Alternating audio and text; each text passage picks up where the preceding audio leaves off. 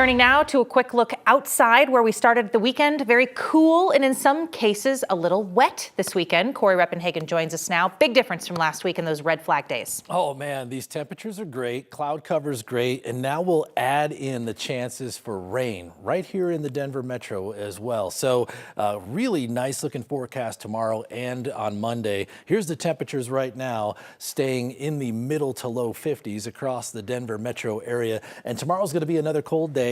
We'll be in the 30s to start out, maybe very close to freezing. We have 36 for a low temperature here forecast for Denver. And here's your afternoon high temperatures. Going to be cool once again, probably not going to make it to 60 degrees tomorrow either or the next day. This is a cool pattern. There's no doubt about it. We also have rain chances. Check it out. Tomorrow afternoon here in Denver, the best chance to get a rain shower or a thunderstorm shower between 1 p.m. and 6 p.m. tomorrow as a wave of thunderstorms moves through. Good news for your turf and your trees. Here's the next 3 days. We've got another really good shot here on Monday afternoon as some widespread rain showers move across the Front Range. We may take a little break on Tuesday, but we'll get right back into the cooler, wetter action coming up by Thursday. I'll talk about that and your rest of your weekend here as well. Coming up in just a few minutes, Jenny. All right, Corey, thank you. On the same day they arrived back in Colorado after a judge released them from ICE detention, the family of the Boulder firebombing suspect were detained again by immigrations this morning and put on a plane to be deported, according to their attorneys. The Trump administration went after the family of Mohammed Solomon and his wife and his 5 children. Despite his family's insistence, they knew nothing about the anti-Semitic attack on Pearl Street Mall last year before it happened. Solomon was accused of throwing Molotov cocktails at people on the mall as they gathered in support of Israeli hostages in Gaza. Solomon remains in custody on state and federal charges, but his family has been in a Texas detention center since last summer, while their immigration proceedings on expired visas continue. On Thursday this past week, a federal judge ordered their release. His wife and his oldest child, who's now 18, were ordered to wear electronic monitoring. Well, the family's attorneys say they got back to Colorado this morning and went straight to get fitted for those monitors. But attorneys say immigration officials put them in a car and back on a plane to be deported. A federal judge then granted an emergency motion today to stop that deportation process.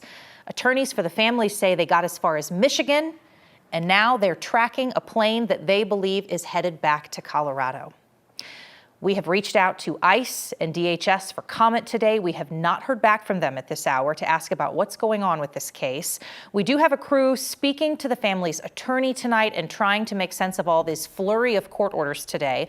We'll hear more from them coming up later tonight on 9 News at 9 and 10. For thousands of people in Denver, free scooter rides aren't just fun, they're a necessary part of transportation around this city. And now as the city prepares to replace Lime and Bird with a new company called Veo, there's a push now to make sure nobody gets left behind. 9 News reporter Rhea Jha spoke to the people who are facilitating that transition.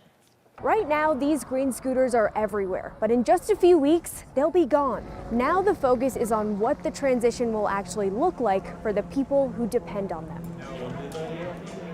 People here show up for what they need. This Saturday, Jenny Santos with Denver nonprofit Servicios de la Raza. Today we fed 133 family members. Says along with the food, they need information. Probably 75% of the individuals that come through Servicios Mobile Food Pantry are relying on Lime's access. For many, these scooters are their main mode of transportation. So it's really critical and important that people now know that Lime is transitioning out, Veo is transitioning in. In Denver, around 30,000 people are enrolled in Lime's access program that gives free rides to low-income users. But now the city is replacing both Lime and Bird with a company called Veo.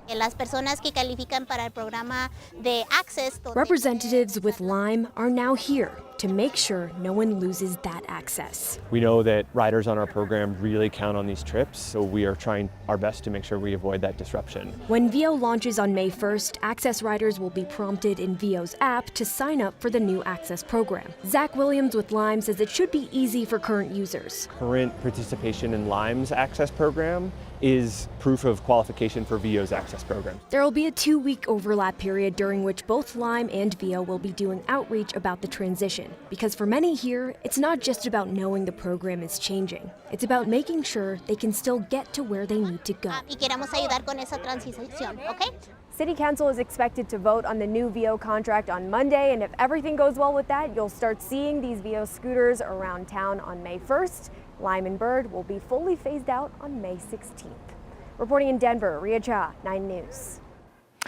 A man was killed by Denver police officers in a shooting this morning. Happened near Quebec and Quincy around 2 a.m. Denver police responded to a call about an armed confrontation. They say possibly a carjacking. When officers approached the suspect, DPD says the man fired a shot at officers and police fired back, hitting and killing him. We're told no officers were injured in the shooting. We do not know the identity of the man who was killed, and the shooting is now under investigation. Police in Thornton are now investigating after a woman was found dead inside a home. Police were called out to a home near Cuivas and West 101st Street yesterday for a welfare check. When officers went inside, they found the woman they were looking for dead. Police are now investigating this as a homicide. They think she died sometime between 9 p.m. Wednesday and yesterday morning. They have not released any information about this woman or how she may have died, but if you have any information, please call Thornton Police.